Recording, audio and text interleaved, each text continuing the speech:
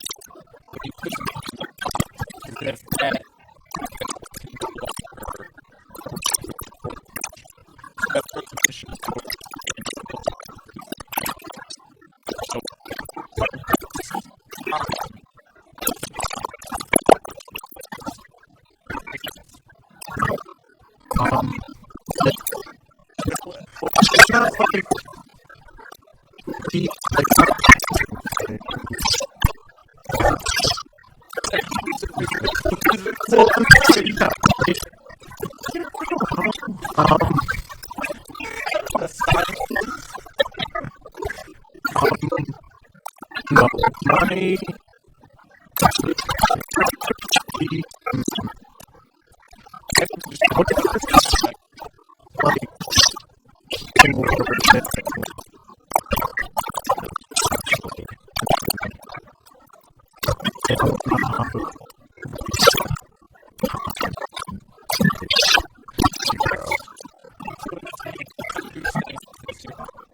well, that's where I'm not saying. Sometimes play out right away. You reality yeah.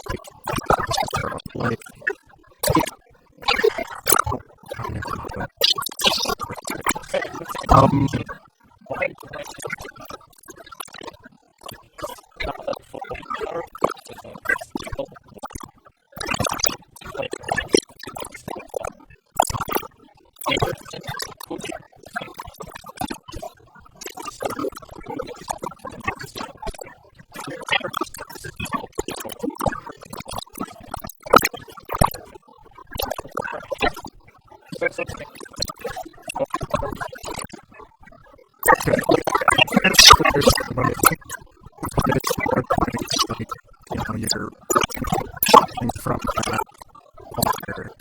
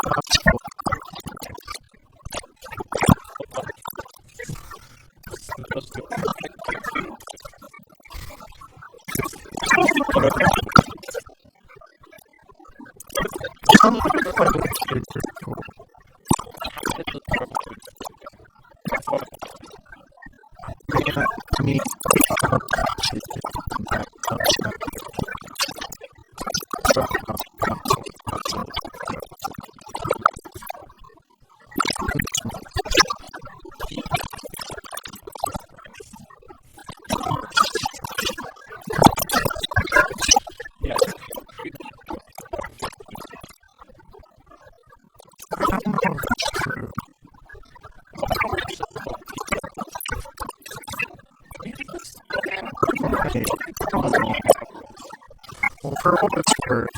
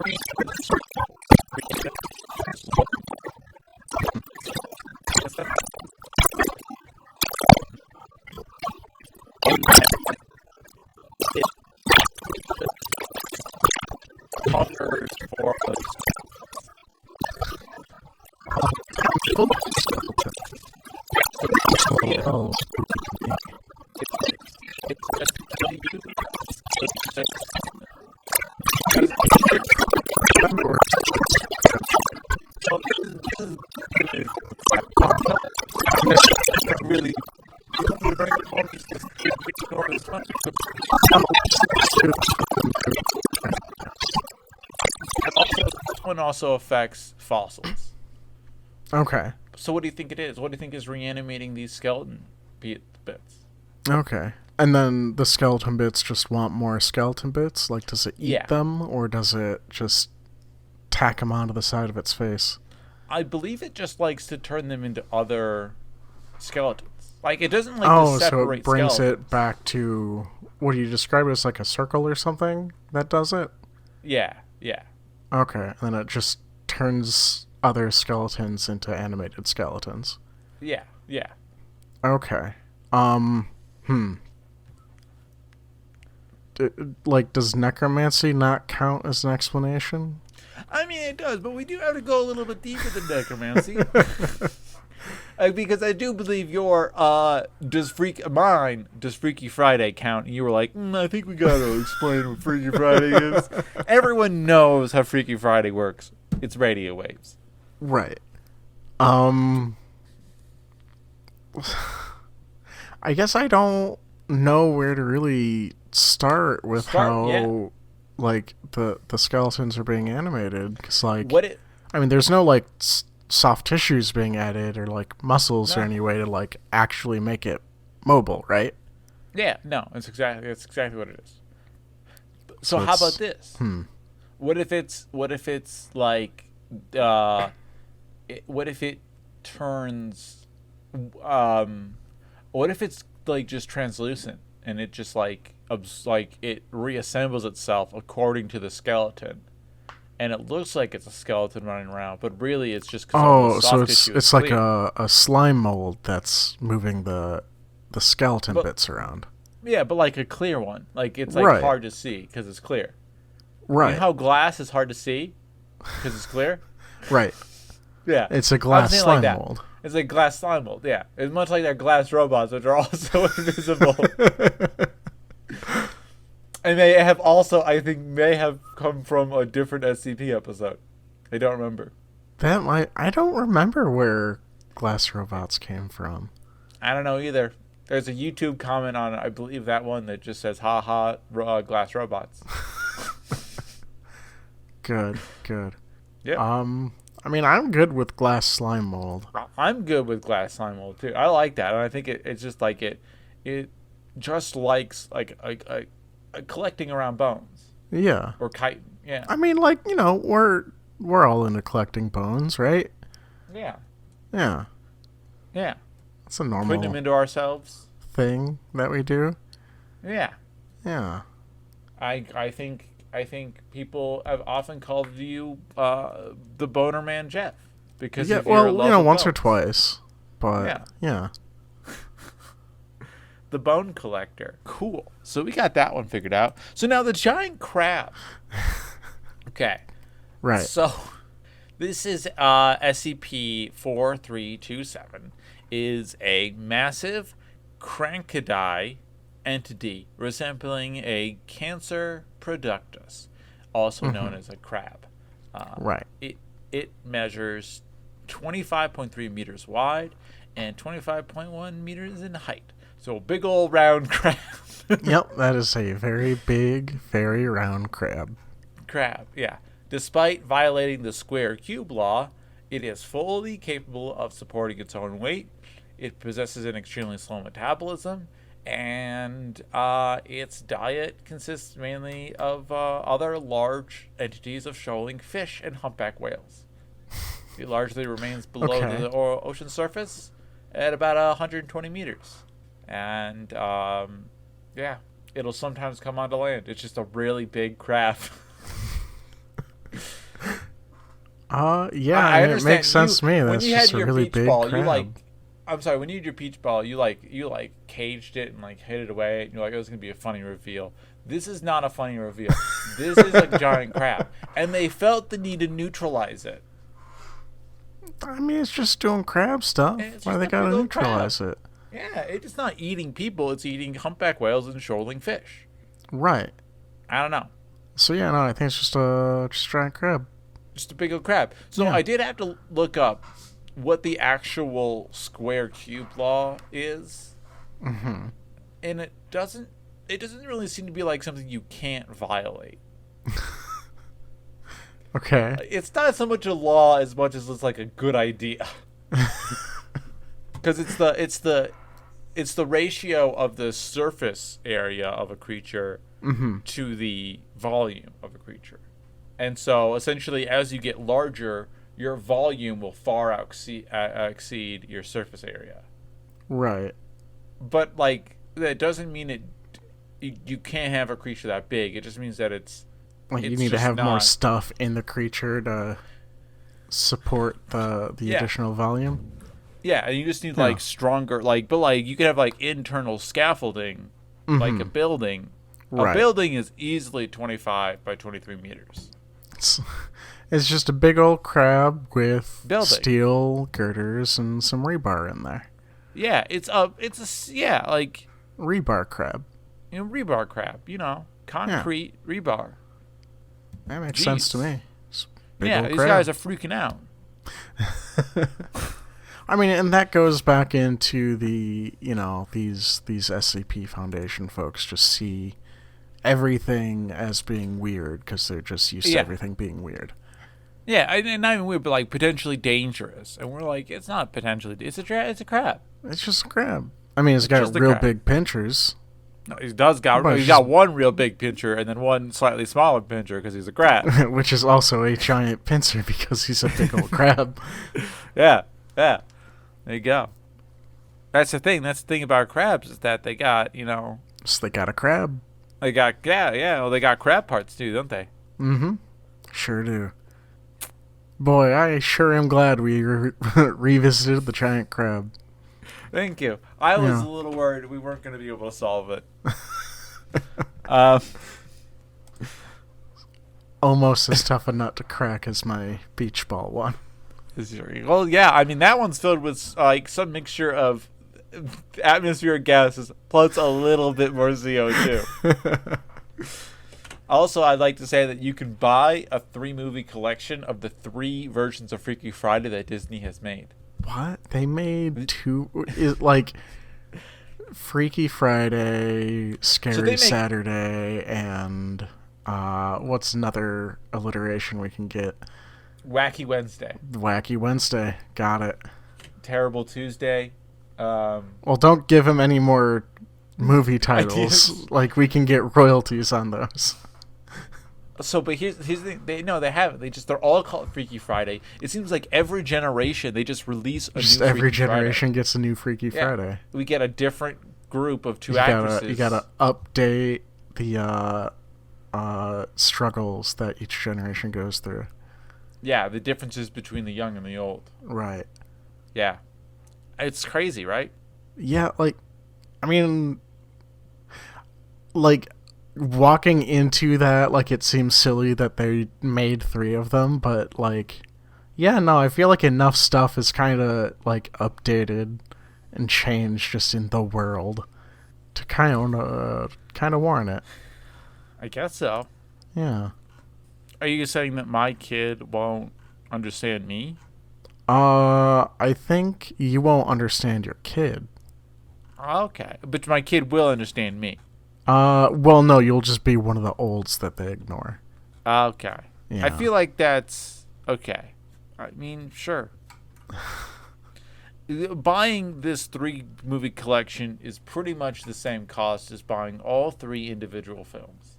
Which is bad. Anyway, we don't have it's to just go for through convenience to get them all in one package. Yeah, you just want one DVD. Anyway, sorry, you guys didn't have to listen to me rant about all of the plethora of Freaky Fridays that exist. Yeah, it's absolutely ridiculous. And that's not including the Freaky Friday-like films.